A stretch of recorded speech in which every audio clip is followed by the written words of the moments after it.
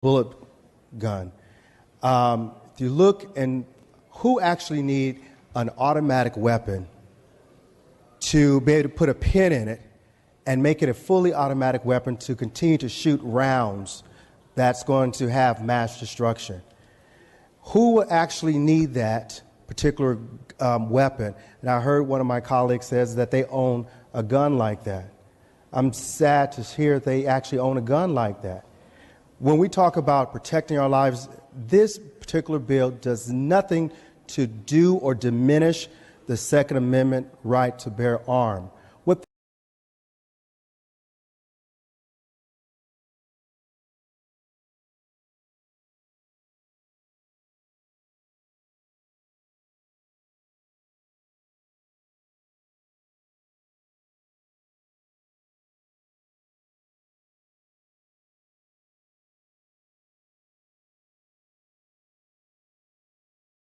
this does is stop occurrences that have been repeated by individuals who have raised their microphones and spoke on this floor. These incidents that have taken place should not take place. And I believe that if we restrict this, this ability, the ability to have this button and the ability to create a fully loaded automatic weapon, it will again save lives in our community.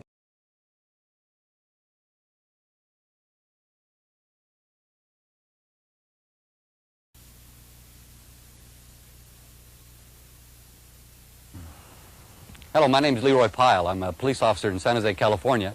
And during most of my 25-year career, I've been involved in firearms training, a little training, education, and also competition. As a result, I've also gotten involved with private citizens using firearms, a lot of safety, schools, and a lot of competition. I'm familiar with some of the controversy involved with firearms now, a lot of emotions. In fact, we're about an hour and a half away from Stockton, California, where I'm sure you're aware of a recent tragedy.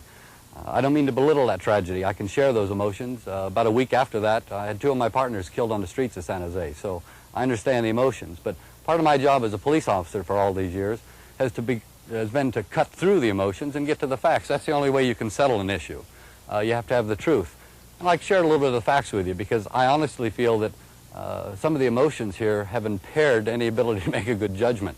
I have some firearms available that I'd like to show you.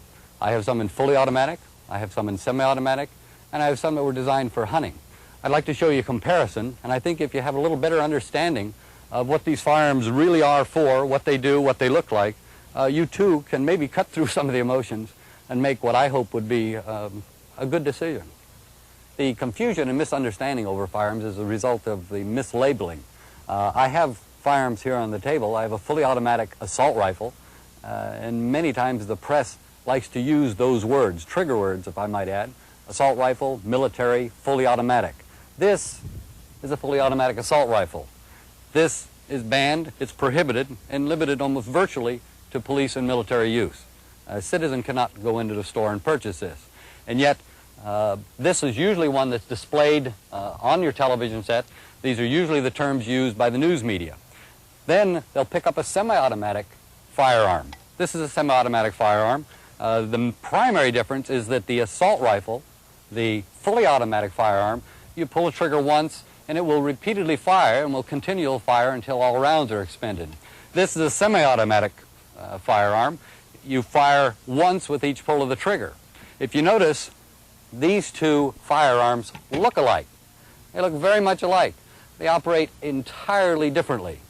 This one is legal, semi-automatic. This one is an illegal, fully automatic. They look alike. Here, I have a hunting rifle.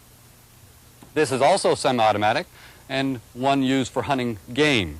This also, being semi-automatic, fires one round with each pull of the trigger. If you notice, these two do not look alike, but they function alike. They are virtually the same, only cosmetically different. It's important to keep that in mind. A person will say this is fully automatic. The uninformed, most of the time the press, will refer to this as a fully automatic assault rifle and this as a fully automatic assault rifle.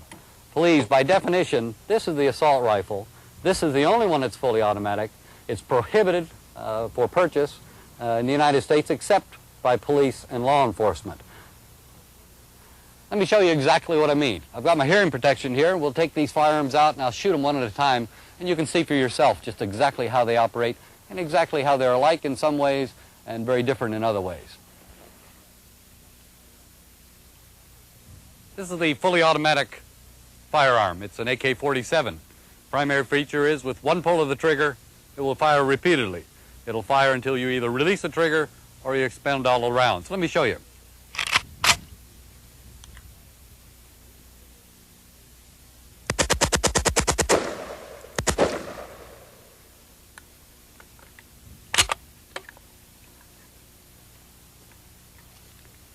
This is a semi-automatic firearm.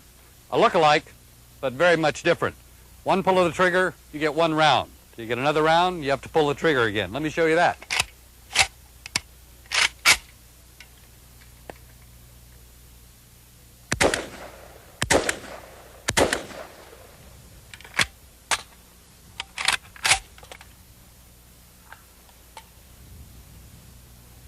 This too is a semi-automatic. The feature with semi-automatic, one pull of the trigger, one round.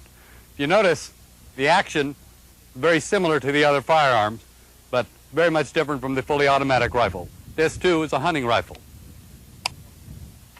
Again, one pull of the trigger, one round.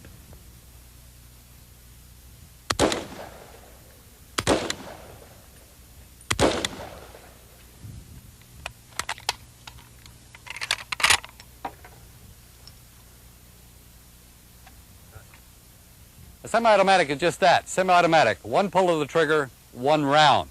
That's a technology that's over 100 years old. If you ban that technology, you ban about 20 million firearms. Let's take a little closer look at them.